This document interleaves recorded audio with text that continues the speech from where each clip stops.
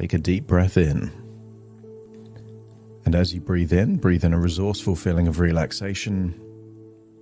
And as you exhale, allow your eyelids to close. And as they close, notice an immediate feeling of relaxation pass from the top of your head all the way down to the tips of your toes. Breathing in that resourceful feeling of relaxation. And as you exhale, just feeling that tension, stress, anxieties and worries are just leaving your body in your outward breath. Breath by breath, give permission to yourself to let go. You've been holding on to tension more than you need to. And in so many other areas of your life, intuitively, you would let go of something undesirable. If you picked up something that was too hot, you'd put it down. If you grabbed something in a garden that was spiky, you would immediately let it go. If you picked up some food and you found it was rotten, perhaps with a maggot or something disgusting oozing from that food, you would immediately let it go. So I want you to entertain the idea of, why would you hold on to anything undesirable? A feeling, a thought, a belief, or even an evaluation. As you breathe in and breathe out, notice an increasing desire and willingness to let go of that which does not serve you. There are people that stay in situations that don't serve them, friends that aren't friends, relationships that aren't valuable or worthy, people working in jobs that they hate, where they're treated badly. And all they need to do is to decide to make a change. And yet many people don't. Many people live in a loop where they'd rather experience the frustration, the annoyance, the pain, but only keep doing it because it represents certainty. And making a change creates the possibility of uncertainty. But in life, there are no certainties. Something can happen on a random day that no one can anticipate. And that one thing on that random day has a ripple throughout the rest of that life. And on the basis that we can't predict the future for sure, why not make changes that increase the probability of a future that's more desirable? As you breathe in and breathe out, I want you to use the power of your imagination to imagine that you are in a desert. As you look around, you can see the sand beneath your feet, but you can see no cities, no trees, nothing but endless desert, miles and miles of sand. I want you to imagine that you're walking through the sand, not really knowing which direction you want to go in. But as time goes on, the intensity of the sun makes you feel hot, dehydrated. Your body needs what it needs, and in this case, it feels like it needs water. And on the horizon, you can see what looks to be an oasis. Trees, what looks like almost a lake, a reservoir. And it feels strange that this could be in the desert, but there it is, as clear as day, just there on the horizon. So you make progress, walking towards that magnificent oasis. But you notice that the more you walk, the more that this oasis stays there on the horizon. The closer you get, the further away it becomes. And I want you to entertain an idea that if you believe that you're not good enough, then enough is the oasis on the horizon. Because enough moves. No matter what you do, there can always be more that could be done. Which means enough always moves forward in the same way that you can never experience tomorrow. Because when tomorrow becomes today, it's today, and tomorrow is still tomorrow. So in the same way you can't arrive at tomorrow, you can't arrive at enough. I want you to get a sense that perhaps in certain areas of your life you've been chasing the mirage of enough for a long time now.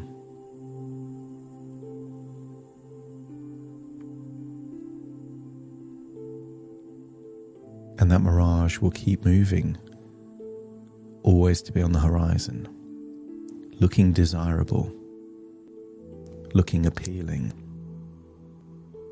influencing your choices and your decisions to move in that direction. And yet, you will never arrive at enough while you believe that you aren't good enough.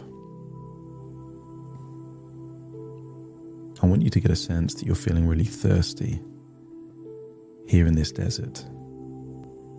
And then I want you to entertain a different idea that you are already enough, that you accept yourself 100%.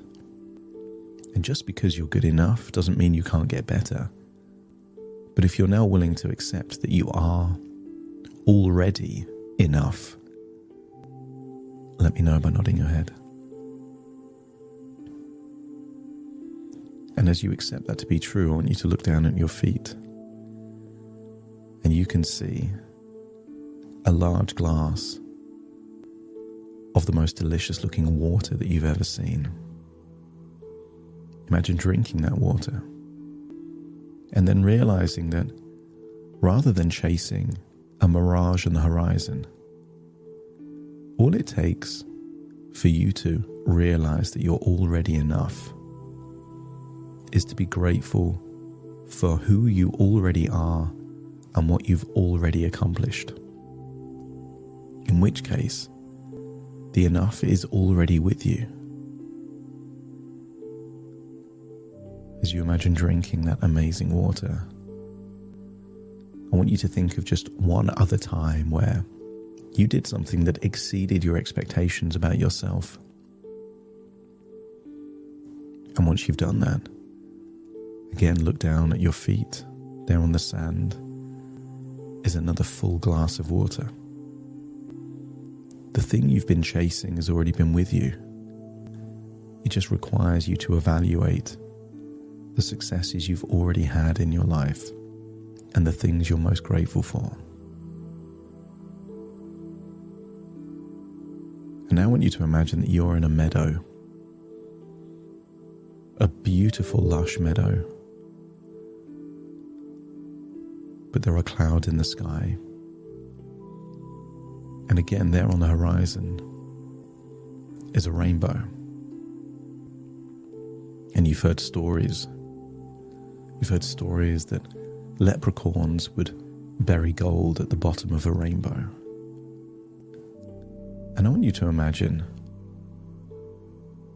that although it's a nice idea, how much motivation you have to look for gold at the bottom of a rainbow.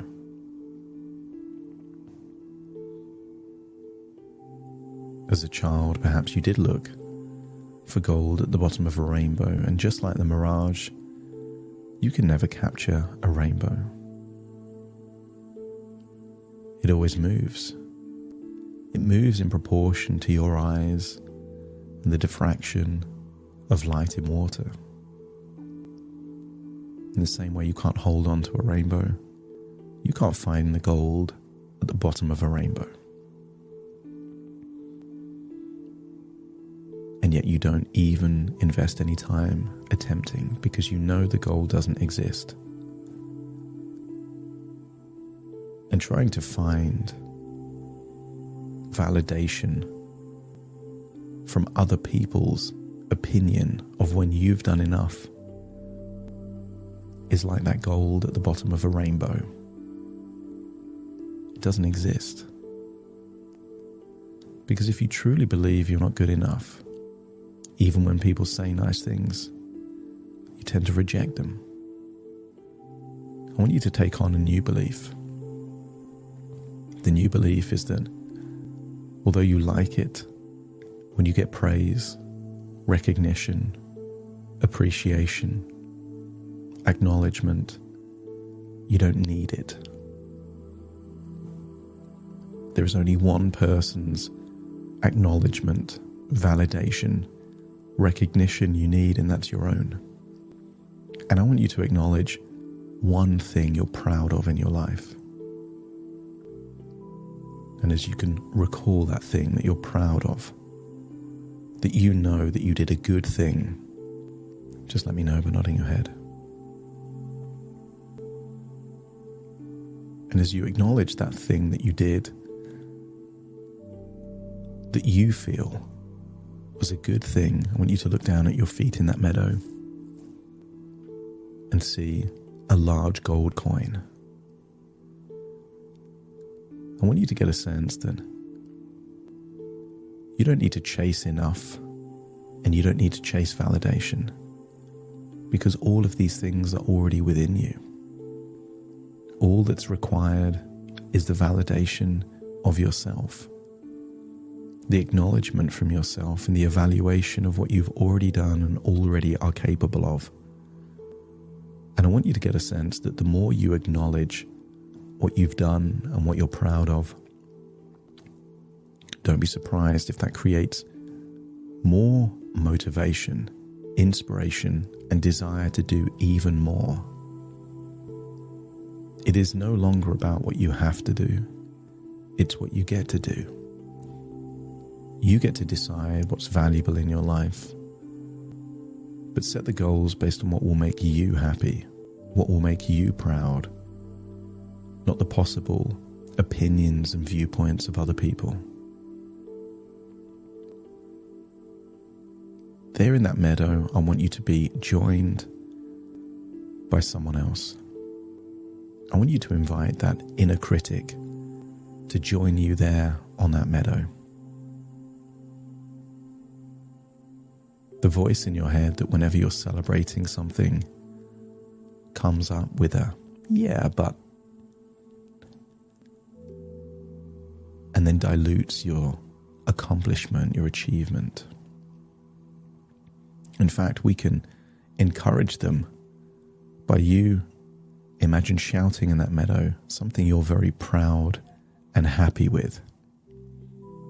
And don't be surprised if that inner critic comes along, aiming to rain on your parade. And when the inner critic is there, let me know by nodding your head.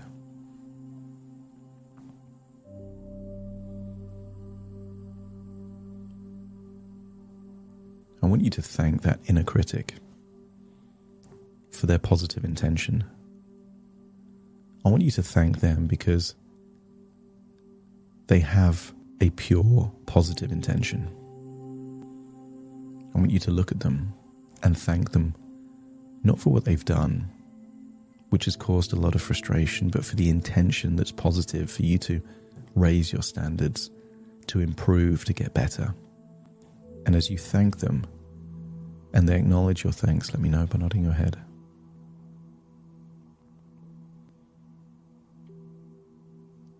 But now what I want you to do is I want you to project the painful memories that you've had as a result of playing an unwinnable game for years.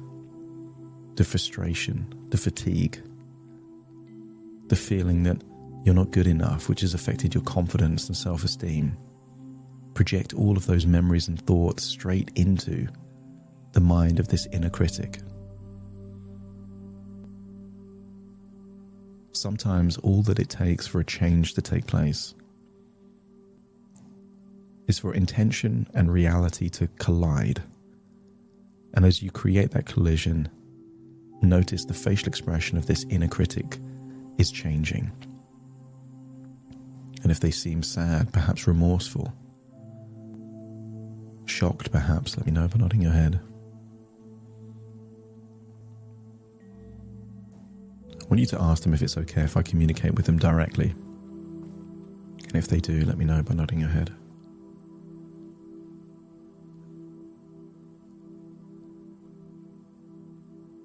And then I want you to shift perspective so that you now feel that you are in the body of the inner critic. I want you to think of all those critical things that you could say. You're not good enough. You could do more. You should have done all these things differently. And when you feel like that voice is your voice and that you are now the inner critic, let me know by nodding your head. I'd also like to thank you for your positive intention. Your goal is to coach, to help facilitate improvement, raising of standards, a strong work ethic, and for that should be admired. And I don't think you realize the consequences of aiming to raise standards in the way that you've been trying to raise standards. And if you now accept that a good intention can have painful consequences, let me know by nodding your head.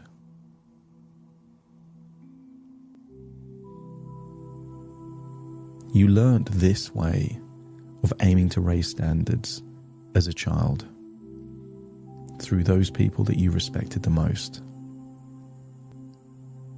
And although they may have done many things well, this way of raising standards, this way of facilitating motivation, how likely is it that of the billions of people that exist in the world, that one strategy was the most effective strategy to raise standards and cultivate improvement? And if you accept that there might be a better way, let me know by nodding your head.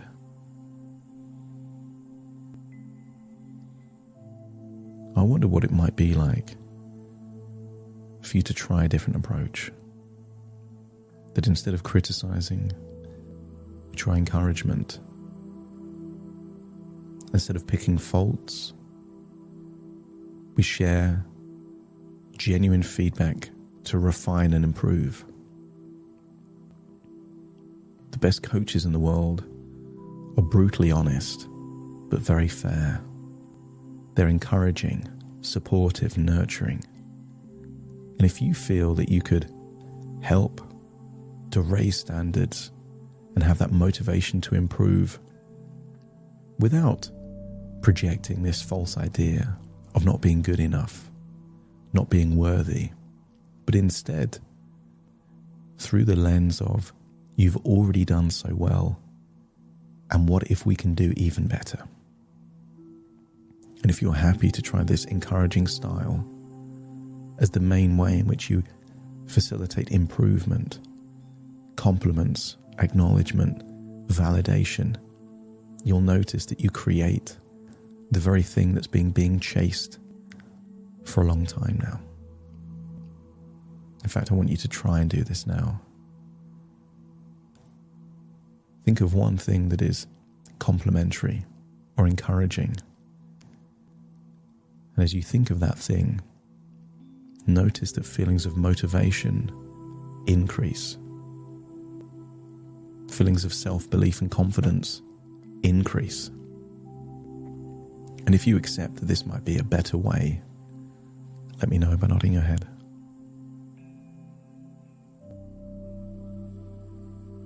This is your second chance. For years, you've been trying to create improvement through a destructive way.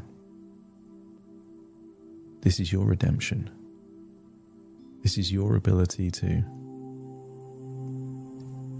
make amends for the pain that you've caused, to do it the right way, to be a voice of encouragement, a voice of support, a nurturing, inspiring voice. If you feel that you have the desire and the resources to do this, to evolve from the critic to the coach, an encouraging, supportive, nurturing coach, let me know by nodding your head. Now I want you to return back to your body there in that meadow. And then observe how the inner critic is now evolving and shifting. Their face is changing. Maybe they're going from a stern, critical face to a smiling, supportive face. Maybe the way they look is changing. And if you notice that this part is evolving, shifting, changing, let me know by nodding your head.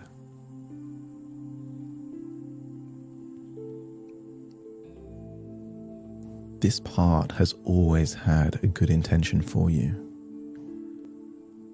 And many people in your life had good intentions for you.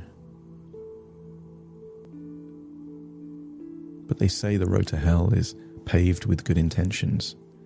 And just because someone intends for something to be good doesn't mean it actually is good. I want you to now get a sense that this part not only has good intentions, but will keep improving in this area of encouraging, nurturing, supporting, and offering feedback to you.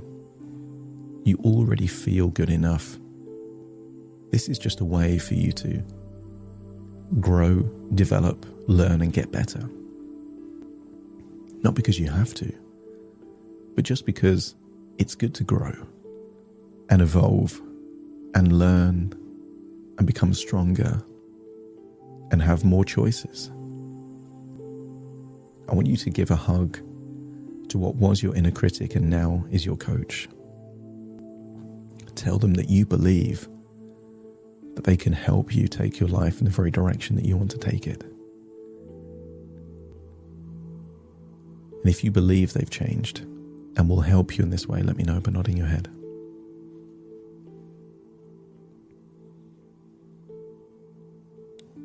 There you are in that meadow, still seeing a rainbow on the horizon, realizing you don't have to chase the gold anymore. I want you to think of one more thing that you've done in your life that exceeded your expectations. You did something you didn't think you could do, proving that you're already good enough, that you are capable, that you are resourceful, that you are capable of good and powerful things.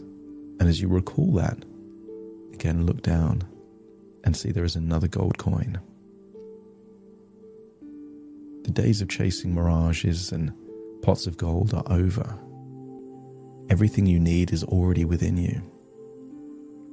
And you are unlocking all of those resources and working with a part of you that has evolved from criticizing to encouraging to enable you to have less stress, less anxiety, less tension in your life, and more inspiration, encouragement, and motivation. And then you realize that the desert, the meadow, the rainbow, and the gold are all just figments of your imagination. Thoughts within thoughts, ideas within ideas, dreams within dreams, and that actually you're listening to my voice firmly in the present. All parts fully integrated in the here and now, working together to give you full acceptance and a feeling that you are already good enough. You like yourself, accept yourself, and are still hungry to take your life in positive directions. I will now count from 1 to 10 to awaken you. You will awaken feeling resourceful, motivated, full of self-love, kindness, and acceptance. Starting to count to awaken you. 1, 2, 3, waking up. 4, 5, 6, more alert. 7, 8, open your eyes, open your eyes. 9, 10, wide awake, wide awake, wide awake.